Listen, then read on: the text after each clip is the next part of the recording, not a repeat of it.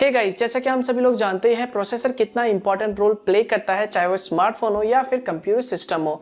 तो यहाँ पर अगर आपके फोन में प्रोसेसर बेकार है तो इसका मतलब भैया आपका फोन बेकार है। तो भैया यहाँ पे जब भी स्मार्टफोन के प्रोसेसर की बात की जाती है तो हमेशा कहा जाता है कि भैया इस फोन में स्नैपड्रैगन 845 है जो कि 10 नैनोमीटर टेक्नोलॉजी पे बेस है। एप्पल के इस फोन में A12 बायोनिक चिप है जो कि 7 नैनोमीटर वाला प्रोसेसर है। तो भैया आखिर में ये नैनोमीटर टेक्नोलॉजी है क्या? 10 नैनोमीटर, 12 नैनोमीटर, 14 नैनोमीटर, 7 नैनोमीटर, क्या फंडा है ये नैनोमीटर का? तो यहाँ पर आपके मन में भी सवाल होगा कि भैया आखिर में ये नैनोमीटर टेक्नोलॉजी है क्या? 14 नैनोमीटर, 12 नैनोमीटर, 10 नैनोमीटर, इन सभी के बीच में क्या डिफरेंस है, क्या अंतर है? और आखिर में भैया किसी भी प्रोसेसर में ये नैनोमीटर टेक्नोलॉजी कितना इंपॉर्टेंट रोल प्ले करता है, कितना इंपॉर्टेंस है इसका?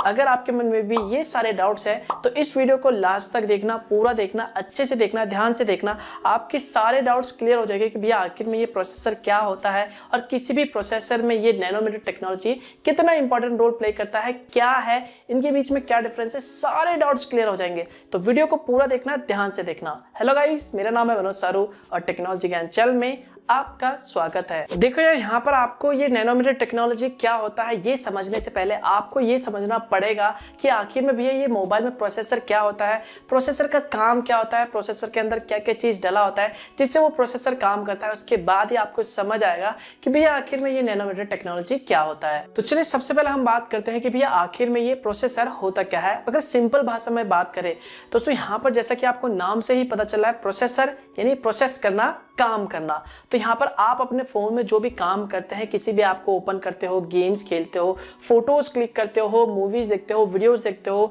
तरह तरह के फोन में ऐप्स को इंस्टॉल करते हो, ओपन करते हो, बंद करते हो, तो उस ऐप को ओपन होने में कितना टाइम लगा, क्लोज होने में कितना टाइम लगा, मल्टीटास्किंग आप जो कर रहे हो फोन में, वो सारा का सारा जो काम है वो बेसिकली मोबाइल में प्रोसेसर की वजह से ही पॉसिबल हो पाता है। तो यहाँ पर भी ये थोड़ा सा कॉम्प्लिकेटेड हो गया। क्यों? तो चलिए इसे एक सिंपल से एग्जाम्पल के थ्रू समझते हैं।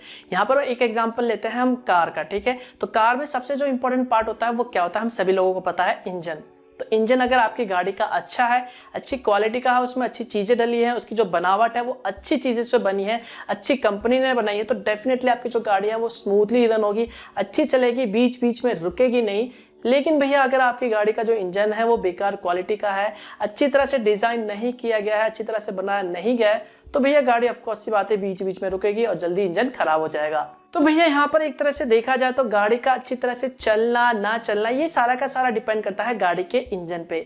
सेम इसी तरह दोस्तों यहाँ पर जो गाड़ी है वो मोबाइल फोन है और गाड़ी का जो इंजन है वो मोबाइल का प्रोसेसर है। अगर मोबाइल का प्रोसेसर अच्छा बना होगा, अच्छी क्वालिटी का बना होगा, उसमें अच्छी अच्छी टेक्नोलॉजी का इस्तेमाल किया होगा, तो डेफिनेटली आपका जो मोबाइल है वो अच्छी तरह से काम करेगा, एप्स बहुत ही फास्ट ओपन होंगे, किसी भी तरह का आपको मोबाइल जो है हैंग नहीं करेगा, गेम्स आप अच्छी तरह से खेल सकते हैं।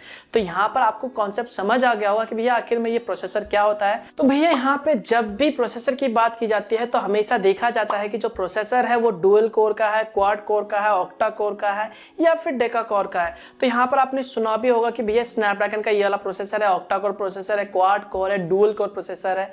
तो आखिर में सवाल उठता है कि ये कोर क्या होते हैं। तो यार यहाँ पर अगर सिंपल भाषा में कहें तो कोर एक तरह का प्रोसेसर यूनिट होता है, प्रोसेसर का एक भाग होता है, एक पार्ट होता है जो कि बिल्कुल प्रोसेसर की तरह ही काम करता है। तो यहाँ पर अगर आपका प्रोसेसर डुअल कोर का है तो इसका मतलब है कि प्रोसेसर को दो भागों में बांटा गया है। अगर आपका प्रोसेसर क्वाड कोर है तो उसमें 4 कोर होंगे यानी 4 भाग होंगे। अगर आपका प्रोसेसर ऑक्टा कोर है तो उसमें 8 भाग होंगे यानी 8 प्रोसेसर होंगे, छोटे छोटे यूनिट होंगे। तो यहाँ पर अब आप पूछोगे कि भैया आखिर में ये कोर का प्रोसेसर में क्या काम है। तो इसे एक एग्जांपल के थ्रू समझते हैं। यहाँ पर मान लीजिए मैंने आपको एक काम दिया, ठीक है, और उस काम को आप अकेले कर रहे हैं और उसे करने में आपको टोटल 8 घंटे लग रहे हैं, ठीक है। लेकिन वहीं पर अगर आप अपने फ्रेंड को बुला लेते हो तो 2 जने हो जाओगे, तो 2 जने उस काम को एक साथ करोगे तो ऑब्वियसली बात है उसका आधा टाइम लगेगा यानी 4 घंटे लगोगे।